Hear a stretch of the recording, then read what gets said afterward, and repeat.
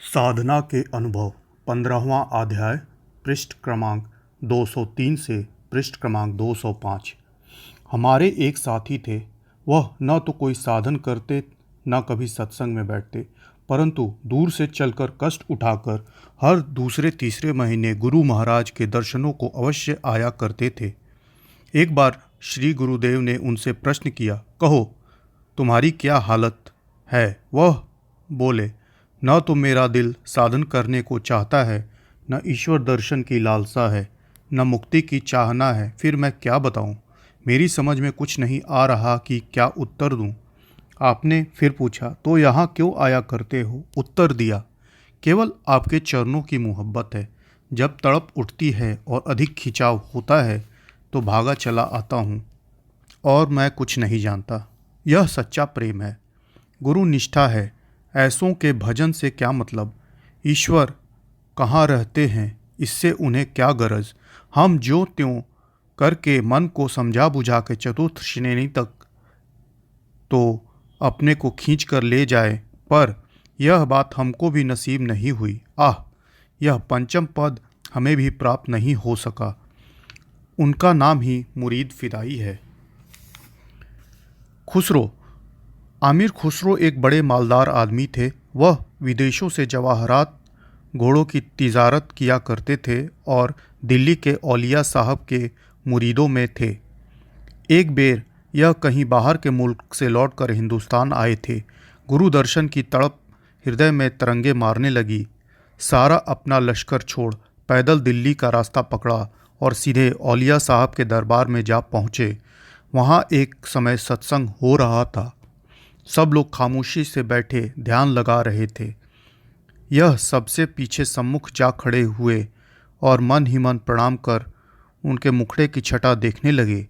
देखते देखते इतनी मस्ती छाई कि अपने आप को सुधी न रही। यह हिंदी और फारसी दोनों के बड़े भारी कवि भी थे और संगीत विशारद भी थे। उसी जज्बे में उन्होंने मुख से यह शब्द निकल पड़े, मन तो शुदम तू मन शुदी, मन तन शुदम तू जाँ शुदी, ताकस न गोदय बाद अजीम, मन दिगरम तू दीगरी।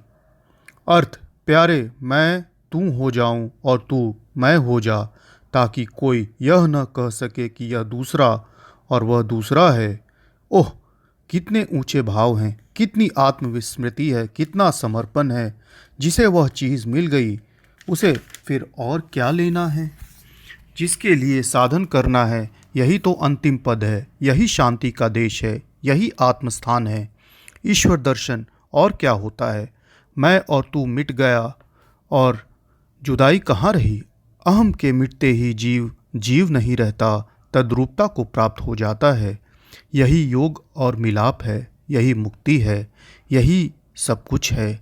जो गुरु के लिए मर मिटा, जो गुरु में फना हो गया, उसी के लिए असली जीवन है, उसी को बका मिलती है। उन भाग्यशालियों के भाग्य को धन्य कहना चाहिए जिन्हें यह अवस्था प्राप्त हो चुकी है, वरना ऐसे बन जाना साधारण बात नहीं। मुरीद ऐब बिंग बा कौवा शिष्य। एम बीम का अर्थ दोषों को देखना। ऐसे मनुष्य ऐसे देखने में आते हैं कि जिनमें जिज्ञासा तो होती है, परंतु उनके स्वभाव में प्रत्येक के अवगुण देखने की लालसा प्रबल रहती है।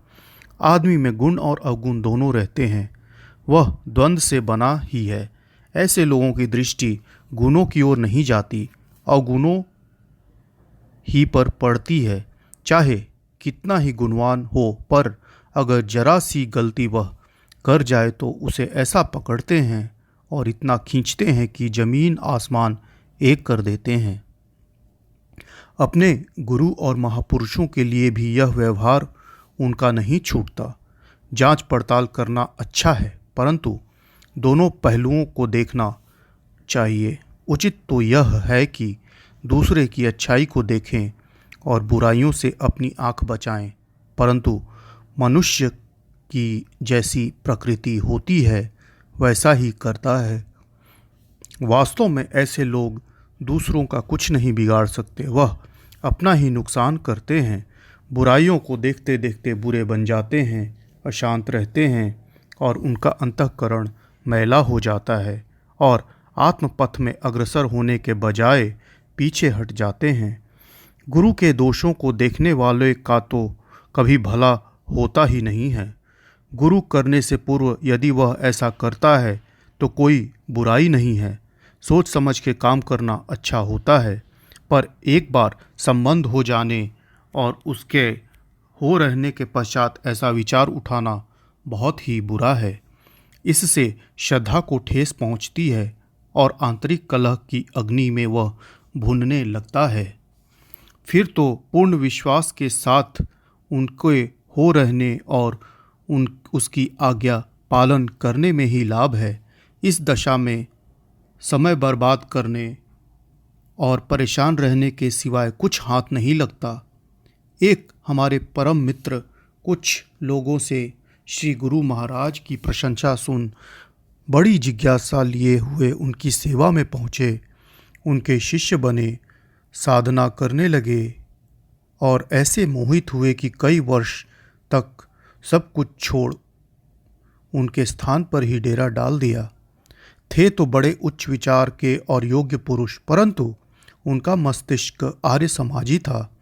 आर्य समाजी मनुष्य दोष की टटोल में रहता है और जरा सी त्रुटि दिखाई देने पर उसके विरोध का डंका बजा देता है। यही बात उनकी प्रकृति में भी थी। इसी उधेड़-बुन में इनके कई साल खराब हो गए। जब पूर्ण रूप से संतुष्ट हो गए तब बढ़ सके। इनके दूसरे साथी इनके आगे निकल गए क्योंकि उन्होंने अपना साधन पूर्ण श्रद्धा और पूर्ण निष्ठा से किया था। इसलिए गुरु के बताए हुए साधन में शंका और अविश्वास लाना शिष्य के लिए महान हानिकारक है। जो लोग जल्दी ही अपने ध्येय पर पहुंचना चाहते हों, इन्हें इससे बहुत ही बचने की ज़रूरत है। ऐसों को संतों के यहाँ कौवा शिष्य कहा जाता है। यदि मोहन भोग और विष्ठा एक ही स्थान पर रखी हो तो कौवा हमेशा विष्ठा पर ही चोंच मारेगा। इसलिए ही ऐसे शिष्य कौवा कहे जाते हैं।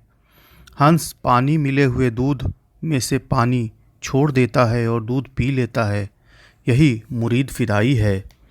जिसे प्रेम के कारण कोई दोष दिखाई नहीं देता, उसे अपने प्रेम पात्र सर्वगुण संपन्न ही जान पड़ता है। शिष्य को उचित है कि ऐसा ही बनने की कोशिश करे, कौवा न बने। कभी कभी ऐसी दशा बीच में भी आ जाती है। मन की आसुरी शक्तियाँ उसे दबोच लेती हैं और गुरु अथवा ईश्वर की ओर से उसकी श्रद्धा हटा देती हैं। उस समय मन बेकाबू हो जाता है और सब कुछ उससे छूट के उसे घृणा के दलदल में फांस देता है। यह बहुत ही बुरा है। ऐसे समय शिष्य को बड़ी अशांति रहती है। उसे किनारा नहीं दिखाई देता। नाव डगमगाती है पर मल्लाह साथ नहीं है। वह घबरा जाता है। इस कुअवस्था का उपाय यही है कि मन को मसोस के अपना साधन करता रहे, चाहे दिल उचाट रहे, पर अपना नियम न त्यागे और सच्चे हृदय से रो रो के भगवान से विनती करे कि उसके इस आवरण को आप शीघ्र हटा दे और ठीक मार्ग दिखा दे।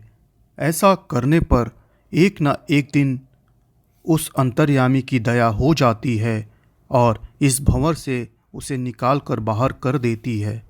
इस दौरान में अगर किसी महापुरुष का सत्संग प्राप्त हो सके और उसकी शक्ति मिल सके तो मन पर जल्दी अधिकार हो जाता है।